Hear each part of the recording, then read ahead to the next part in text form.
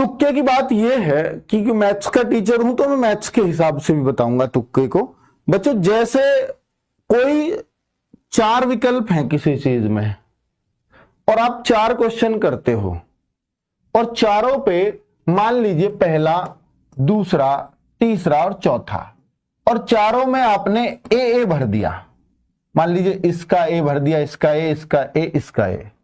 इन चारों में ये संभावना जरूर है कि एक, क्योंकि प्रोबेबिलिटी, इन चारों में एक संभावना ये जरूर है। तो हम ये कह रहे थे कि अगर 1, 2, 3, 4 इन चारों में आप ए ऑप्शन लगाया हो, किसी बच्चे ने बी लगा दिया या किसी ने सी लगा दिया, किसी ने डी, ये 100% एक प्रश्न सही हो जाएगा।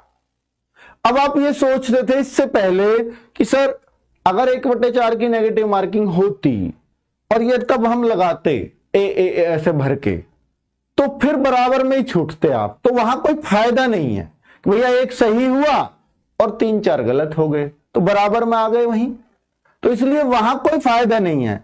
यहां पर आपने मान के चला, मैं ये मान के चलूं कि भैया आपका एक प्रश्न सही हो गया तो क्या होंगे 3 गलत, यही तो प्रोबेबिलिटी बनेगी। हाँ, यही संभावना बनती है। 3 गलत हो गए तो इन 3 गलत की वजह से आपका कितना कटा 0.75, ये माइनस हुआ और इसकी वजह से मिलेगा कितना 2 नंबर। नेगेटिव मार्किंग समझा रहा हूं आपको, तुक्के से हुआ ये। बी भी लगा दोगे ना 4 में तो एक सही हो जाएगा पक्का, पर एक सा भरना।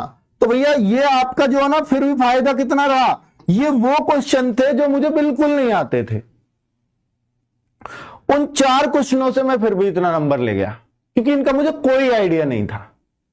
मिलेगा कि नहीं खुद बताओ, ये तो तुम्हारा नंबर ही नहीं था। तो बच्चों 4 में से 1 की संभावना रहती है और मान के चलो भैया 5 में से 1 ही सही हुआ तो भी कोई